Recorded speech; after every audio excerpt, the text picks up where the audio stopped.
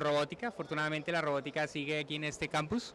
Entonces el tema es la robótica y los vehículos autónomos no tripulados por el ingeniero Alexander Martínez.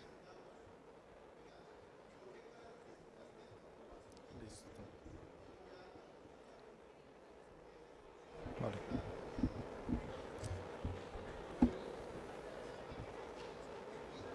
Buenas tardes. Bueno, hoy me han invitado aquí a contarles algo de lo que hago desde hace un tiempo y que quiero seguir haciendo. Entonces la idea es mostrarles un poco de qué es la robótica, básicamente orientada hacia lo que es la robótica móvil, lo que son los vehículos autónomos y al final un poco de los desarrollos que hemos hecho de trabajo en el grupo de automática y robótica de la Universidad Javeriana, que es donde trabajo. Y algunos desafíos que tenemos hacia el futuro para trabajar en este tema. Bueno. Este pues va a ser la agenda que tenemos para la presentación. Tenemos pues algo de historia de lo que es la robótica con algunas definiciones básicas, la clasificación de los robots y hablaremos luego de los vehículos autónomos no tripulados, sus aplicaciones, la clasificación que tenemos de ellos, cuáles son los sistemas de control que se requieren para este tipo de robots y algunos ejemplos de desarrollo y de aplicaciones que hemos hecho. Y finalmente, como les contaba hace un rato, pues algunos desafíos que tenemos con respecto al trabajo en este tema. Para hablar algo de historia, pues el término de robot, aunque ya seguramente ustedes saben de dónde viene esto, pues lo acuñó inicialmente el dramaturgo checo Karel Čapek en una obra de teatro, ¿sí? Ese término de robot realmente lo que relaciona es el trabajo como esclavo. El señor luego envió una carta diciendo que realmente la palabra no la había propuesto él, sino su hermano Joseph, y aunque esa palabra luego desapareció de los idiomas eslavos, se mantuvo pues el significado de la palabra como esclavo. En el año 42, el señor Isaac Asimov, digamos que retomó esa palabra y la usó en sus obras literarias, ¿sí? Básicamente en una serie de cuentos cortos que están agrupados bajo Yo Robot, ¿sí? En el año 1950. Entonces aquí es donde se plantea la existencia de una máquina con características, digamos que humanas, entre comillas, y que tiene un cerebro artificial que busca parecerse al humano, ¿ya? Este señor propuso 3 leyes de la robótica que en realidad hoy se mantienen todavía y que fueron, a pesar de ser propuestas de la ciencia ficción, se toman o se consideran todavía congruentes con la realidad y con la ciencia, que es la que está desarrollando estos robots. Entonces la primera dice que un robot no puede perjudicar a un ser humano, ni con su inacción permitir que un ser humano sufra daño. La segunda dice que un robot ha de obedecer las órdenes recibidas de un ser humano, excepto si tales órdenes están en contra de la primera ley. Y finalmente, el robot debe proteger su propia existencia, mientras tal protección no entre en contradicción con las 2 leyes anteriores, ¿sí? Entonces la idea es que cualquier máquina, máquina o sistema que se considere robot, debería cumplir con estas leyes. La pregunta entonces que surge ahí es ¿qué es un robot? La mayor parte de la gente cuando le menciona la palabra robot lo que se imagina es esto, ¿sí? Una máquina con figura humana, con acciones y comportamientos que se parecen a los humanos. En realidad la definición general de un robot pues es una máquina que se puede programar para cumplir una función específica. Digamos que esa es la definición más básica de lo que es un robot. El asunto es que esa definición dentro de esa definición caerían muchas máquinas, digamos, relativamente sencillas, que incluso comercialmente se les denomina robot. Entonces seguramente habrán visto comerciales donde les venden un robot de cocina, ¿sí? Es una máquina que yo puedo programar para que cumpla una función específica. Entonces se le llama robot. La lavadora, por ejemplo, que tenemos en las casas podría considerarse desde este punto de vista, de esta definición, podría considerarse un robot también, porque es una máquina que uno puede programar para que cumpla una función específica y que puede reprogramar de diferentes formas para que, digamos, esa función la cumpla de diferentes maneras. Además que tiene una cierta repetibilidad, que es una de las características de los robots. Entonces, para hacer un poco más definitiva valga la redundancia, la definición, se dice que podría considerarse que un robot es un sistema computarizado con la capacidad y el propósito de movimiento que en general es capaz de desarrollar múltiples tareas de manera flexible según su programación, exhibiendo, esta parte es como la más importante de esta definición, exhibiendo un comportamiento inteligente, o sea, tratando de representar con su comportamiento lo que sería la inteligencia humana. Entonces aquí aparecen ya elementos como los elementos mecánicos, los elementos electrónicos y el software que es el que, digamos, nos sirve para programar estos aparatos. Dentro de ese software entonces ya empiezan a aparecer técnicas como lo que llamamos la inteligencia artificial, ¿sí? Y la idea entonces es que estos aparatos no sean simplemente máquinas que se reprograman, sino que tengan una cierta inteligencia, o sea, que sean capaces incluso de reaccionar frente a estímulos, digamos, diferentes de los que se les ha programado. Voy a hacer una clasificación, una de tantas clasificaciones que hay en términos de lo que, digamos, la movilidad del robot, ¿sí? Entonces hablamos de robots manipuladores industriales, como este que ven ahí, que es lo que comúnmente se encuentra pues, en una industria, y como vemos en este video, digamos que la aplicación básica de este tipo de robots sería el uso en industrias, ¿sí? Donde se requiera una gran precisión, una gran velocidad y en algunos casos mucha fuerza, ¿sí? Aquí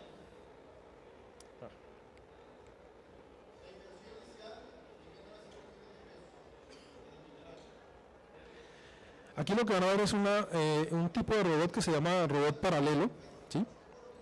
Que lo que busca, o lo que, digamos, la ventaja que tiene ese tipo de robot es que posee mucha velocidad. O sea, yo puedo programar el robot para que tenga mucha velocidad y además una gran precisión en el proceso, en el posicionamiento del extremo del robot.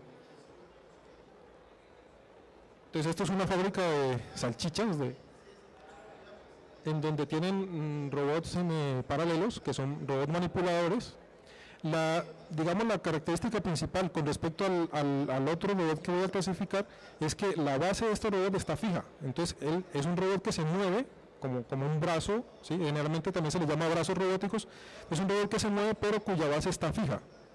Entonces, esos son los robots manipuladores, ¿sí? A nivel industrial se encuentran de muchas maneras, como el que enseñé en la foto anterior o como estos que ven aquí. Entonces, ahí observan la gran velocidad y la precisión que tienen. En este caso, pues están dotados adicionalmente de cámaras, que son las que permiten observar en dónde están ubicadas, en este caso, las salchichas que tienen que tomar para poder ir ubicando. Entonces, aquí ven el trabajo de un robot de este tipo.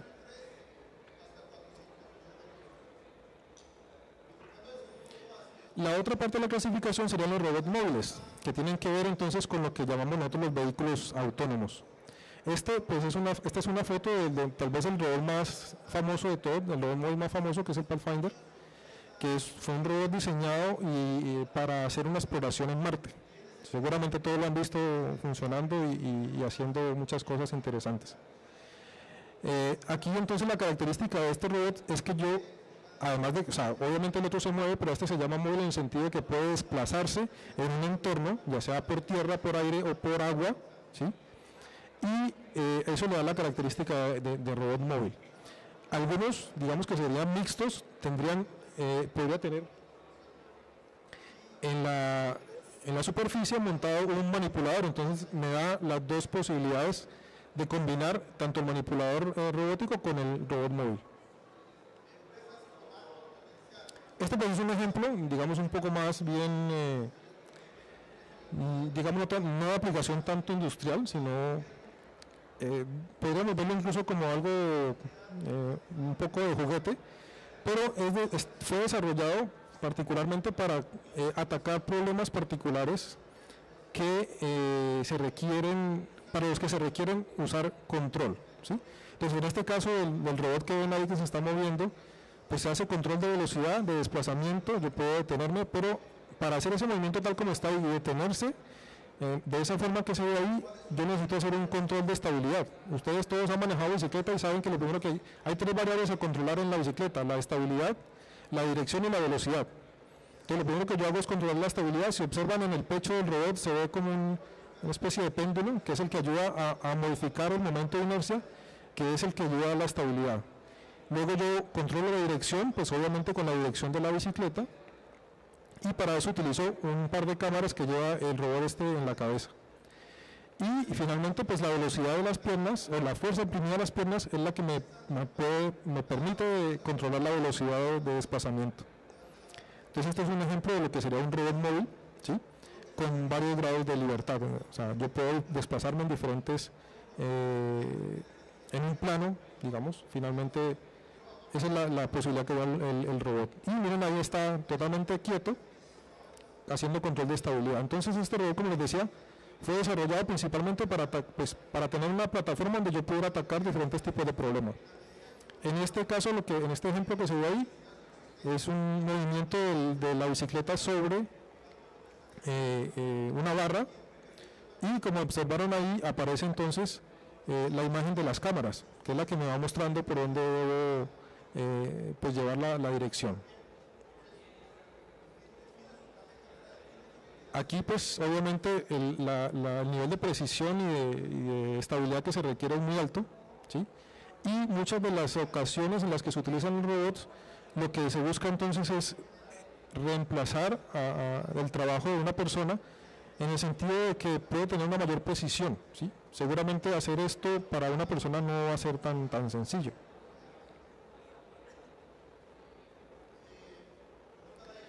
Bueno, entonces, habiendo hecho ya esta clasificación entre los robots móviles y los manipuladores, voy a dedicarme principalmente, a los móviles, y dentro de esos móviles, pues lo que se ha dado a conocer últimamente como los vehículos autónomos, o los vehículos autónomos no tripulados, en el sentido de que no necesitan una persona que esté dentro del vehículo para ser pilotado.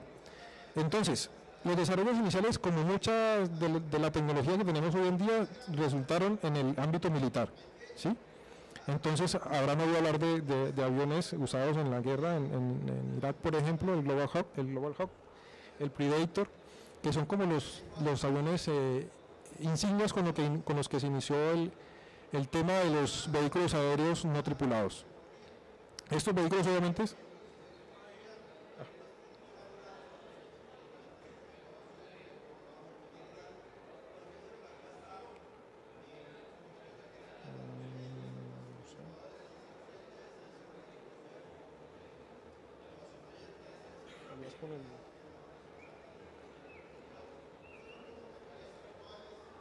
pues aquí no se ha movido nada, pero acá no está. ¿Cómo?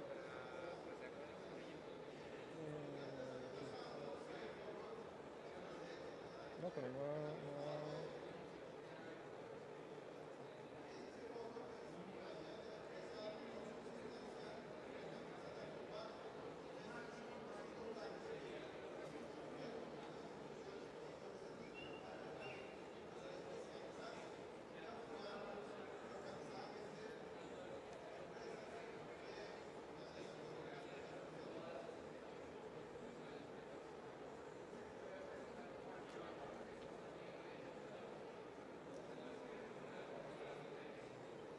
Un instante. Sí. Parece que tenemos un problema de compatibilidad con el Fidobi. La persona encargada viene a ayudarnos. ¿Listo? Vale.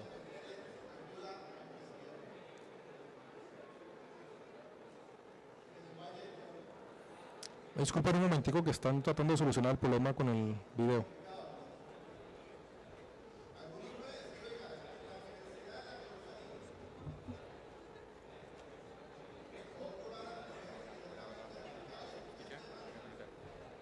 Hola, hola. Bueno, para las personas que de pronto tengan problemas de audio que estén en las partes de atrás, les aconsejo que entren a la página, al área de ciencia, busquen en el área de robótica, donde está la ponencia ¿vehículos autónomos? Robótica y vehículos autónomos, y bajan el link para que la vean por streaming y puedan escuchar bien. Entonces, si tienen alguna duda, yo estoy dando una vuelta por los lados para que la persona que no pueda conectarse me pregunte y pueda tener un buen audio. Es que si se mueve eso, se desconecta y cae. Vale. Entonces trata que no se mueva eso y ya. No pasa nada. No le toca, entonces pongamos un poquito. Señor.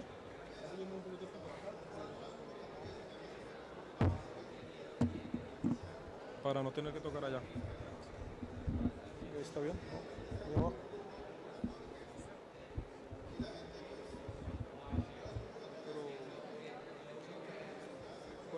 Puedes hablar por el otro.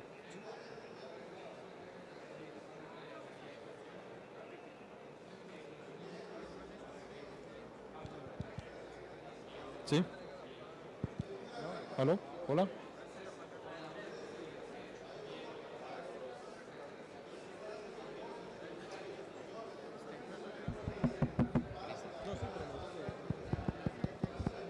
Sí, hola. Hola. Sí, yo creo que ella. ¿Se escucha bien atrás? No, no, que no escuchan. ¿Otro poquito? ¿Así está bien o se escucha? No se escucha. ¿Ahí se escucha mejor? Ese toca, yo creo.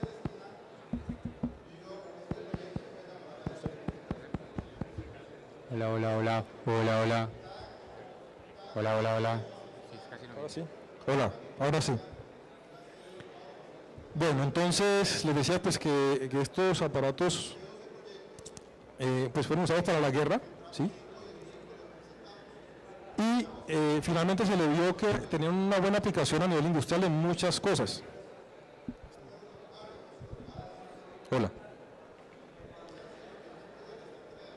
Entonces ya se empezaron a ver aplicaciones en el campo civil que pues parecieron interesantes y empezó la gente a desarrollar algunos elementos necesarios para poder usarlos, ¿sí?, en este campo. Aquí pues hay tres factores. La tecnología, digamos que a nivel militar, el desarrollo realmente va más adelante, ¿sí? Entonces en el campo civil está todo en creciente desarrollo. Hay tecnología que se necesita para estos tipos de aparatos que poco a poco ha ido siendo liberada, ¿sí?, desde los militares.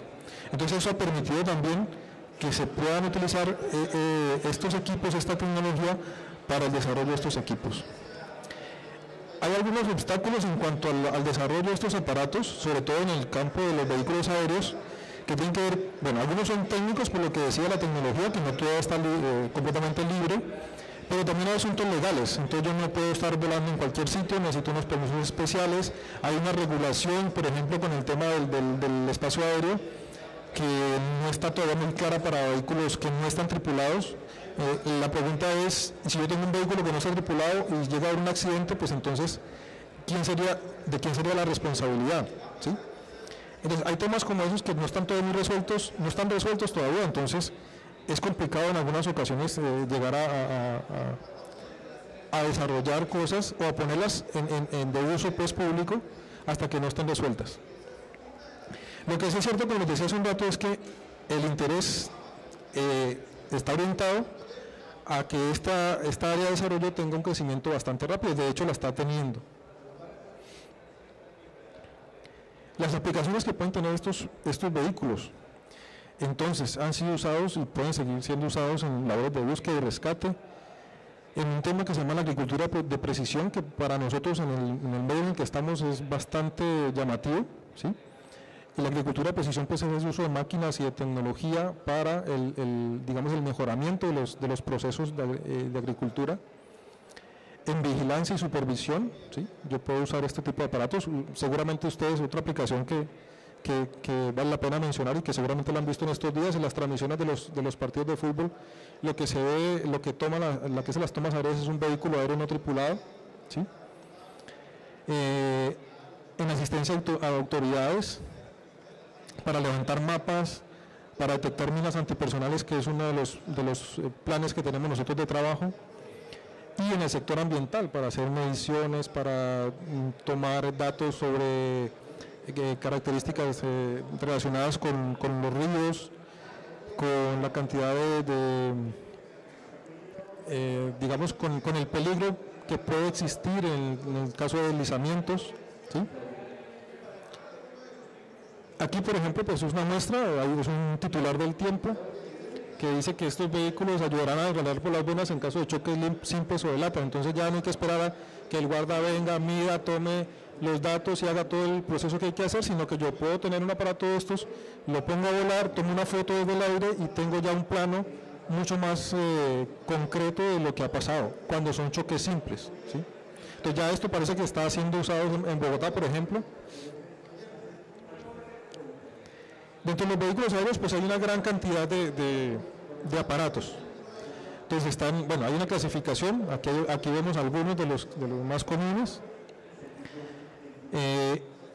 La sigla esta de UAV pues, se usa comúnmente para llamar a los vehículos aéreos autónomos o más bien no tripulados, y se clasifican o se pueden clasificar en dos tipos, ¿sí? Los de despegue vertical y los de despegue no vertical. Y los de despegue vertical a su vez tienen clasificación, entonces aquí están básicamente los helicópteros o los que tienen forma de helicóptero, y los de despegue no vertical serían los aviones que requieren de un espacio más amplio para poder despegar o aterrizar. Y dentro de eso pues hay una serie de equipos que pueden ser clasificados ahí. En cuanto al sistema de control, pues se requiere siempre que cada robot esté asociado a un computador, básicamente, a una estación base. Esa estación base, pues además de los elementos necesarios, requiere necesariamente de un enlace de comunicación. Entonces, aquí lo que pretendo ver también es la cantidad de tecnologías que son necesarias para usar en este tipo de equipos. Entonces, yo no necesariamente, no es única.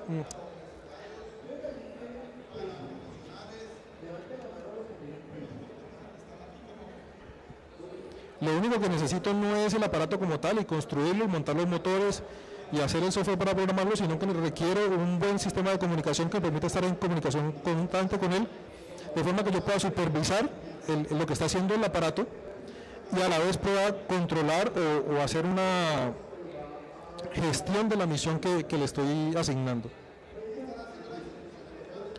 Aquí, por ejemplo, esto es una vista de lo que sería el control de misión. Entonces yo podría, como vamos a ver ahora en un video corto, programar sobre una fotografía aérea diferentes puntos. Estos serían las líneas que me determinan la altitud, y sobre esto hacer el control de la misión con diferentes tipos de equipos. Aquí pues se ve una muestra de lo que les acabo de hablar. Entonces yo puedo planificar la misión para un vehículo aéreo. Estos son ya desarrollos en los que, bueno, en parte yo he trabajado y que la intención es poderlos usar aquí.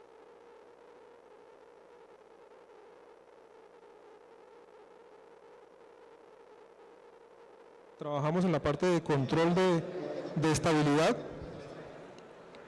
y luego de ese control de estabilidad lo que se hizo fue trabajar sobre el control de misión, que fue lo que acaban de ver. En estos equipos trabajamos en un helicóptero, digamos, más de tipo convencional, en un cuadróptero, que sería este tipo de aparatos. Y aquí, por ejemplo, lo que nos permitió fue entrar un poquito en el corazón, en el cerebro del control, y hacer un control de estabilidad sobre el vehículo, ¿sí?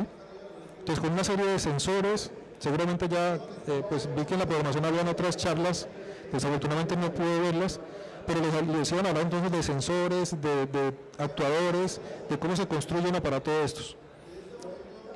Entonces ahí lo que veían era cómo estaba manteniéndose la estabilidad, y aquí lo que puedo hacer es controlar una trayectoria del vehículo, ¿sí?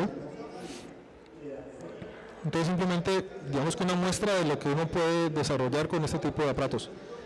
Esta es la parte de desarrollo, o sea, el trabajo que se requiere para poder tener el vehículo a punto. Desde el punto de vista, digamos, académico, pues esto se requiere hacer una serie de modelos matemáticos. Entonces aquí se aplica una cantidad de leyes de la física, de la aerodinámica, y una cantidad de matemática suficiente para obtener modelos que nos permitan hacer ese control, ¿sí? También entonces está el desarrollo de interfaces.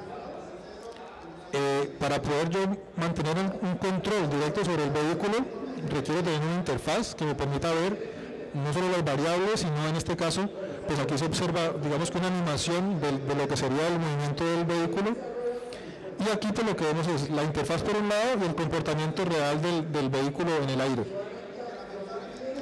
Esto es una prueba simplemente de que él está estable, y si yo le modifico esa estabilidad, o trato le aplico una fuerza para que él se desequilibre, pues entonces el control es capaz de llevarlo nuevamente a su estado inicial, que sería el de estabilidad.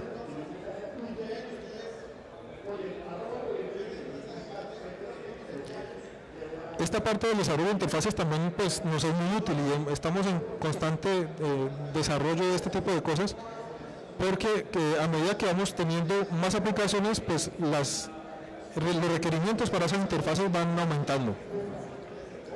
Está la parte también de simulación de estos vehículos. Para esas simulaciones se requieren entonces los modelos que hemos obtenido anteriormente. Aquí un ejemplo de aplicación. Les hablaba hace un rato de la agricultura de precisión, ¿sí? En este caso particular lo que buscábamos era tener fotografías aéreas, una serie de fotografías que nos permitieran determinar sobre ese campo las zonas en las que pudiera posiblemente haber maleza. De forma entonces que yo pueda atacar los puntos específicos donde está la maleza, en vez de aplicar un herbicida a todo el campo, con lo que consigo varias cosas. O sea, consigo disminuir los costos en herbicida, consigo también disminuir el impacto ambiental porque estoy aplicando menos herbicida.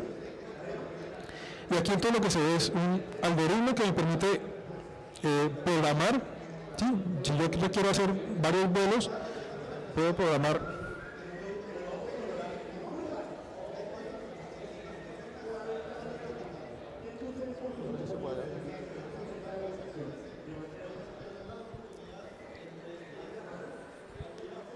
entonces le decía que yo puedo programar las rutas, lo puedo simular. En este caso la simulación nos muestra lo que pasaría con el vehículo siguiendo esta trayectoria, en este caso sin ninguna perturbación de viento, ¿sí? Aquí vamos a asumir que hay una perturbación de un viento de 10 metros por segundo. Aquí se observa el movimiento del robot alrededor de la trayectoria y finalmente su desestabilización, con lo cual se cae. Y si usamos otro tipo de control, podemos ver que él, a pesar de que se sale un poquito de la trayectoria, mantiene la estabilidad y puede continuar, ¿sí?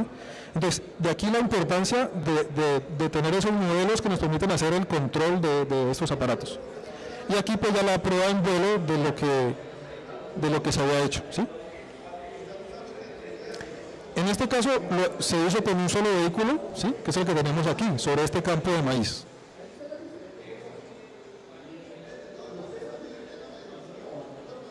Este otro ejemplo de aplicación pues es algo parecido al anterior, solo que ya se utilizan más vehículos en conjunto, y la idea aquí era entonces hacer la misma cantidad de fotografías pero sobre un área diferente.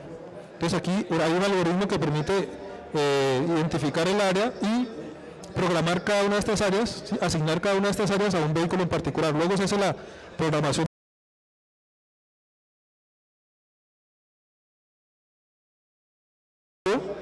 con dos vehículos que son los que aparecen aquí en el aire, ¿sí? Aquí pues aparecen otros problemas a atacar, que son la posibilidad de que cuando estén muy cerca algún viento fuerte los haga chocar, por ejemplo. Entonces hay una serie de problemas ahí que también hay que tener en cuenta y que uno debe prever. Este fue el resultado final, el desplazamiento de los vehículos en esas áreas programadas. Esto entonces es otra muestra de aplicación. Aquí la idea era usar la coordinación entre vehículos de tierra y de aire, ¿sí? Entonces aquí ustedes observan en el aire, pues estoy tomando el video, y en tierra tengo dos vehículos, que también son vehículos autónomos no tripulados. Entonces aquí también la idea es tener un sistema de control central que permita recibir toda la información de los vehículos y hacer una gestión de esa información para que se desarrolle la misión tal como se ha programado, ¿sí? Aquí, bueno, la idea original era el vehículo aéreo era una especie de líder y los vehículos terrestres tenían que seguirlo. Luego pasa a hacer un reconocimiento del área y ahí termina la misión.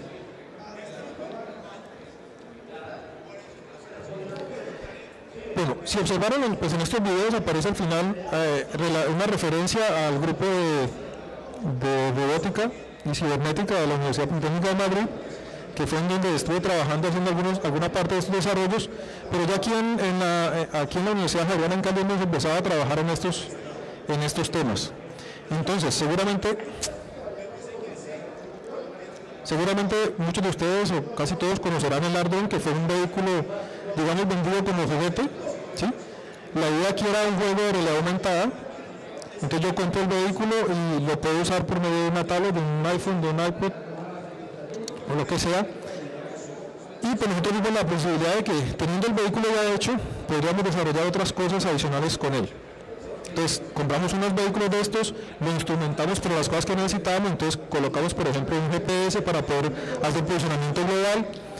Se desarrolló una interfaz gráfica adicional, o sea, él se puede controlar como decía, con un iPhone, un iPod. Entonces desarrollamos una interfaz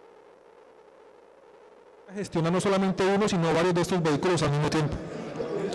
Y estamos trabajando en el aterrizaje autónomo. Él tiene ya un algoritmo, digamos, una rutina de aterrizaje autónomo, pero queremos mejorarla para que él haga ese aterrizaje con una precisión determinada sobre un punto específico.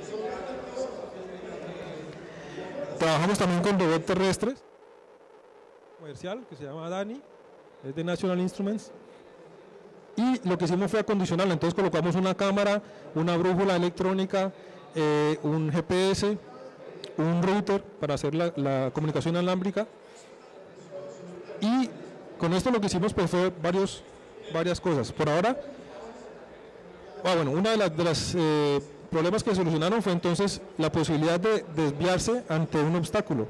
Entonces, aquí en rojo aparece lo que sería la ruta programada, ¿sí? Los puntos a los que quiero llegar, y en azul están los datos de por dónde fue el robot.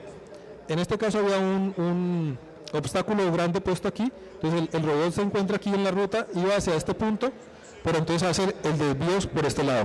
Aquí se encuentra otro obstáculo justo antes de llegar y hace el desvío para llegar al punto. Y luego pues llega finalmente al punto.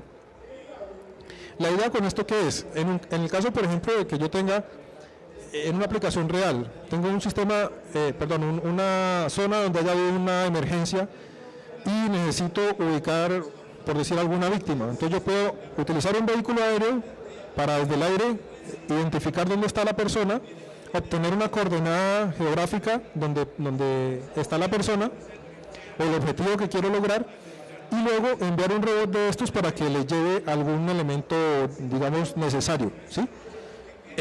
Ese camino seguramente no va a poder ser tan directo como la línea roja, sino que tendrá obstáculos, por lo tanto yo necesito solucionar el problema de la evasión de los obstáculos. Este vehículo particularmente lo utilizamos en una aplicación, ¿sí? Junto con un grupo de investigación de la Universidad del Valle. Ellos lo que querían era medir las vibraciones o las oscilaciones que tiene un puente. En este caso, este es el puente peatonal que queda frente al Club Noel, aquí en Cali. Entonces, yo nunca me había detenido sobre el puente, y esa vez que nos estuvimos ahí parados se da cuenta uno de cuánto se mueve eso con el solo viento. O sea, el solo viento ya ejerce una carga mecánica bastante fuerte. Entonces yo lo que buscaban era medir vibraciones sobre toda esa estructura.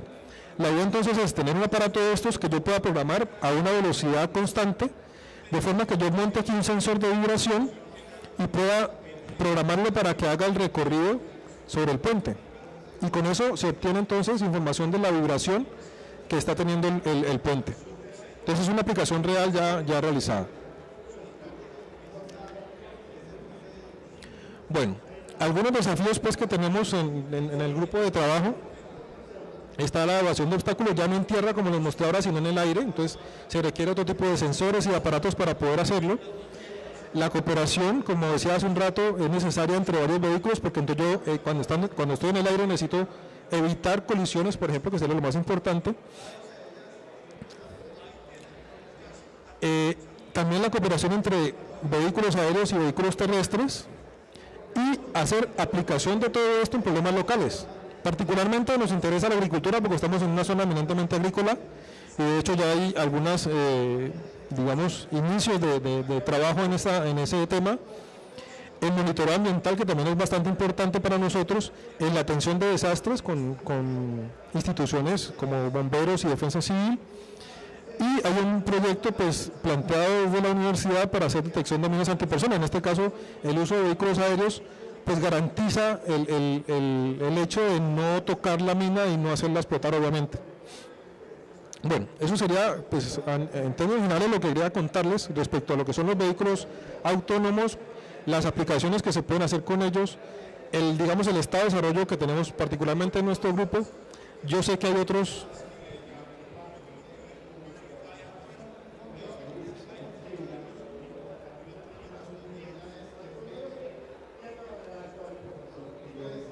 Bueno, se fue.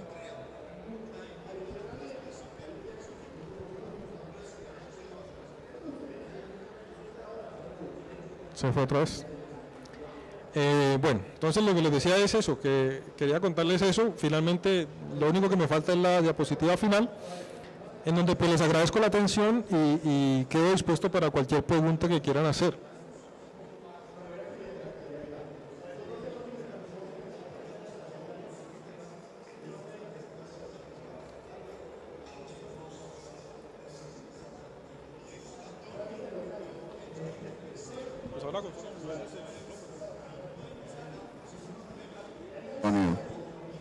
Ahí está.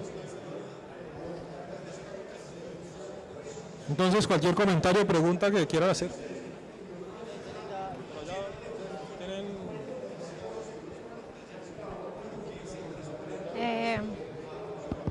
No suena. ¿Sí se escucha? Un poquito. Dale, dale. Es que yo estoy trabajando en mi proyecto de grado haciendo la parte de un sistema de evasión para drones, para cuadricópteros. Entonces yo estoy trabajando con telemetría y con el protocolo de Maplink para recibir los datos del dron, porque igual los necesito como entrada para hacer la parte de evasión. Lo que yo no he podido es la parte de envío de datos, o sea, indicarle, o sea, mi sistema es el que calcula qué movimientos debe hacer para evadir. Y no sé, esa parte de envío de datos en el dron ya estando en el aire. O sea, sé que antes de elevar el dron le cargo la lista de waypoints, que es mostrarles la trayectoria, pero ya en aire no sé cómo cargarles información para... Vale, eso depende de varias cosas. Entonces, ahí, por un lado hay que tener en cuenta qué plataforma estás usando, qué vehículo es el que estás usando, y generalmente hay yo hablaba hace un rato del sistema de comunicación, que era muy importante, porque no solamente necesito comunicación antes o después del vuelo, sino que necesito comunicación en el vuelo. Y ahí hay, generalmente, cada vehículo de esos tiene un protocolo que permite hacer el envío de información. Lo que pasa es que, o sea, ya es un asunto que depende principalmente del fabricante. Entonces, yo mencionaba, por ejemplo, el Ardron, que es fue un vehículo comercial hecho, pero igual el envío de comando se podía hacer a través del protocolo. Del software que ellos proveen. Estamos trabajando con otro que es el Ardocopter. No sé cuál estás usando tú. 3DR. ¿El 3DR? El Ardocopter. Ajá. ¿El 4 o el de 6? No, la marca es 3DR. Entonces, el 3DR, sí. Ellos usan un Arduino para controlar el helicóptero, sí, el cuadróptero. Nosotros estamos trabajando en este momento con dos de esos, el cuadricóptero y el hexacóptero. Ajá. Pues si quieres, más bien, lo que tomas es el dato de mi correo. Sí, por favor. Gracias.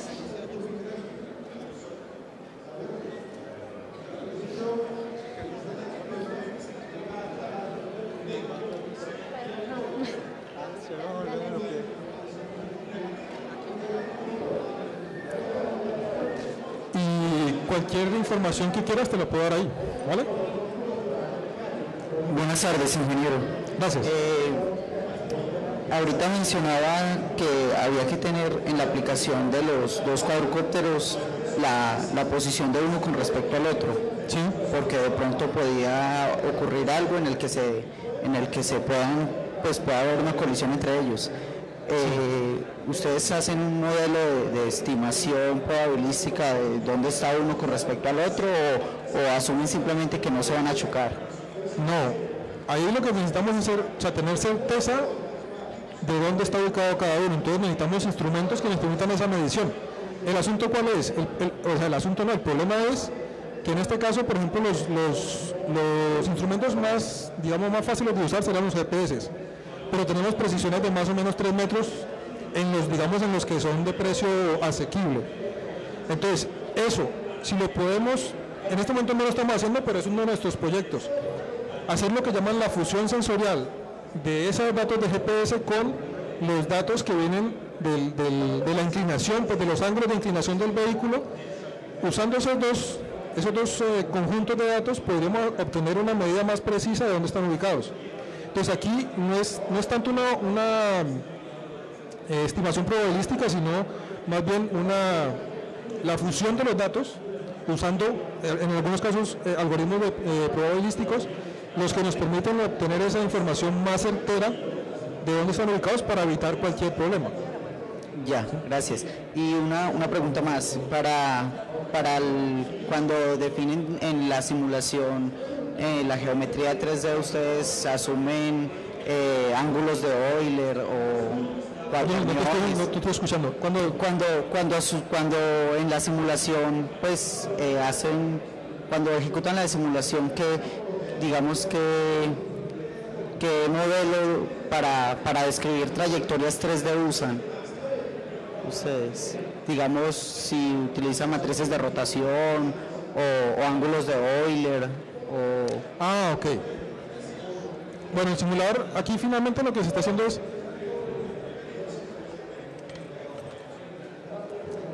finalmente se usan matrices de transformación básicamente, eso es lo que te interesa, ¿sí? Matrices de transformación, finalmente lo que me permite es hacer el cálculo de los valores X, Y, Z, y con respecto a eso se hace la simulación. Pero los modelos son obtenidos, el modelo dinámico como tal, que es el que nos interesa más que el cinemático, se desarrollan a partir de las leyes aerodinámicas pues, de cada vehículo en particular. ¿Vale? Por acá. Ingeniero, una pregunta. Se sabe que hay varias herramientas en hardware para trabajar este tipo de sistemas robóticos no tripulados. Digamos Arduino y algunos otros funcionan bien. La pregunta mía es si hay herramientas en software, digamos, que resistan toda la algoritmia necesaria para la navegación que tienen estos sistemas robóticos, porque de pronto el hardware no responde bien, pero en cuanto a análisis computacional, de pronto el software de estos mismos sistemas embebidos no lo realicen en un buen tiempo real como para lograr evadir obstáculos y generar buenas estrategias de navegación. Sinceramente, lo que hemos hecho nosotros es confiar a los sistemas embebidos que tiene el robot, confiar únicamente el control de estabilidad de ellos, o sea, que él sea capaz de controlarse él mismo, y toda la parte de gestión y de procesamiento de otro tipo de información se hace en tierra. Entonces, por eso también es importante el sistema de comunicación. La intención ahorita que tenemos es poder montar sobre un sistema embebido, digamos, un poquito más de software que nos permita hacer un procesamiento ya, digamos, en el aire, pero aún no estamos en ese punto. Entonces, digamos que el procesamiento adicional lo estamos haciendo en tierra precisamente por eso, porque la capacidad que se tiene no es tan alta como para, es más peligroso,